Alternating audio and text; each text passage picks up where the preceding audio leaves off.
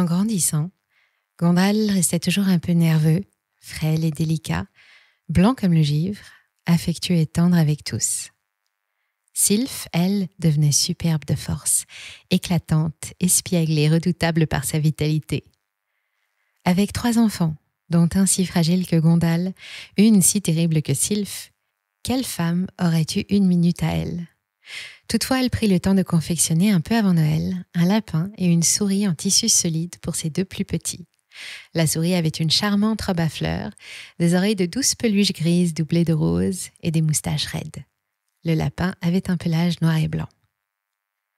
Puck était un petit garçon qui avait parfaitement trouvé sa place et sa vie au manoir. On aurait dit qu'il était fait depuis toujours pour être l'enfant de cette maison. Après avoir été de doux bourgeons de velours de chaque côté de son front, ses cornes joliment enroulées surgissaient maintenant en coque au-dessus de ses oreilles pointues. Sa fourrure et ses sabots bien lustrés brillaient de propreté. L'été, son petit torse d'or était nu, mais sa mère le lui faisait couvrir dès les premiers crépuscules un peu frais. En revanche, si heureux et choyés qu'ils soient, Gondal et Sylph grandissaient sans trouver réellement, semblait-il, leur place ni dehors ni dedans. Trop fragiles pour vivre totalement dans la forêt comme les bêtes, auxquelles une partie de leur corps les apparentait, ils s'adaptaient avec une certaine gaucherie à la vie quotidienne dans les pièces du manoir. Un poulain et un lionceau aux ailes géantes n'évoluent pas très facilement entre une table à ouvrage, une bibliothèque et des lits bateaux. Sylph surtout ne déployait pas ses ailes sans causer parfois des catastrophes, mais elle apprit à les garder fermées sur son dos lorsqu'elle était dans la maison, après quelques tapes de ses parents. La première fois qu'elle s'envola réellement, au dehors, une fantastique griserie s'empara d'elle, semblable à celle qui enlevait son frère Gondal lorsqu'il s'élançait au galop à travers champs et bois. Un puissant essor animal projetait alors ce petit être dans une course dont il revenait la plupart du temps en sueur, haletant, blanc d'écume, les 4 pattes flageolantes, au bord de la syncope. Ainsi s'envola un jour Sylph, battant sauvagement des ailes. Elle s'éleva jusqu'au plus haut du toit du manoir, où elle s'agrippa un court instant des 4 pattes, sa queue allant et venant avec exaltation sur les tuiles qu'elle déplaçait et jetait à terre dans un fracas ocre et rose. Puis elle s'enleva de nouveau, elle décrivit un cercle autour de la maison, un autre, et montant brusquement, s'enfuit d'un vol précipité se percher sur la haute branche d'un arbre, dont les oiseaux s'enfuirent à grands pépiments, avec un bruit de soie froissée sous les feuilles. Là, elle fut soudain prise d'un affreux vertige, et pleura, affolée, criant de sa voix humaine de petite fille, et jetant vers ses parents et ses frères groupés sous l'arbre des regards égarés d'enfants en péril. Il fallait vraiment la descendre de là. L'homme courut chercher sa plus grande échelle, pendant que la femme tendait machinalement son tablier devant elle, se disant pour se rassurer que Silk avait à présent des rémiges assez fortes pour ne pas se laisser tomber comme une pierre. Mais elle pouvait se blesser. Le rayonnant plumage de Sylph animait le vert et le bleu des frondaisons comme une tapisserie de verdure ancienne. Gondal allait et venait, se cabrant parfois sur ses 4 sabots blancs, et Puck serrait dans son angoisse le cou de Georges qui gémissait. Tous deux remuaient la queue avec anxiété, et les grands cris de détresse de Sylph épouvantaient les écureuils lointains, les hiboux et les mulots. Une petite fouine s'était tapie derrière un tronc et attendait, le cœur battant. « Maman, maman, oh maman !» hurlait Sylph en pleurs. « Ne bouge pas, n'aie pas peur, ma petite fille !» psalmodiait sa mère sans faire attention à ce qu'elle disait, le menton levé vers les branches, la nuque rejetée sur son dos. Cependant, le père grimpa avec agilité et sans cesser de parler à l'enfant, il disparut dans le feuillage. D'une main ferme, il cueillit sa fille très penaude par les ailes et la redescendit vivement jusqu'à terre, où elle se posa avec soulagement. Il avait fait cela plusieurs fois avec ses chats, mais là tout de même, il était pâle et tremblait un peu en touchant le sol. Il se disait que cela ne faisait que commencer. Et en effet. Au bout de quelque temps, la petite s'enhardit et devint d'une audace folle. Elle prit l'habitude de voler très haut et très loin. Elle décrivait des cercles de plus en plus grands au-dessus du manoir et de la forêt, et découvrit des horizons que l'on ne soupçonnait pas. Elle vit la mer qui battait des plages de sable blanc comme neige, en lisière des forêts et des collines où sautaient des cascades, et des ports écroulés, comme anéantis par le temps et les catastrophes que peuvent causer les sursauts de la terre ou la folie des hommes. Levant la tête pour l'appeler aux 4 vents, sa mère voyait miroiter dans la splendeur du couchant, surplombant vertigineusement le moutonnement des arbres, les teintes de son magnifique plumage dirigé sur les brises.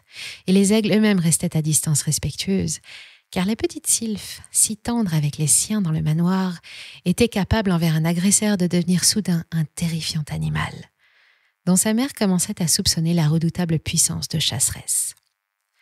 La femme resta très songeuse la première fois que Sylphe revint à la maison, le poitrail constellé de sang sec et des lambeaux de grandes plumes noires dans ses griffes dures. À voix basse, elle appela son mari. Tous deux, ce soir-là, penchés sur leur petite fille endormie, reconnurent avec stupeur les traces d'un combat contre ce qui avait dû être un grand oiseau de proie et dont Sylphe était restée victorieuse, apparemment sans grand dommage. Le lendemain, sa mère l'interrogea. « Zoiseau, zoiseau !» gazouilla Sylphe. « Zoiseau comment ?» dit Gondal, les yeux brillants d'intérêt. Il était son jumeau. Tous deux s'aimaient tendrement et se comprenaient presque à demi-mot. Une intimité mystérieuse les unissait. Lorsque Gondal galopait sur les collines environnant le manoir, entraînant la draperie de sa queue blanche, le lumineux petit point de la sphinge le survolait de très haut, et lui, d'en bas, adressait des gestes du bras à cette aérienne vigilance. « Oiseau méchant !» dit Sylphe à son frère en enflant sa voix cristalline. « Méchant, méchant ?» demanda Gondal avec excitation. Sylphe hocha la tête, et ses boucles blondes roulèrent autour de ses joues roses. « Méchant, oui !» Mais Sylphe a cassé le oiseau, voilà.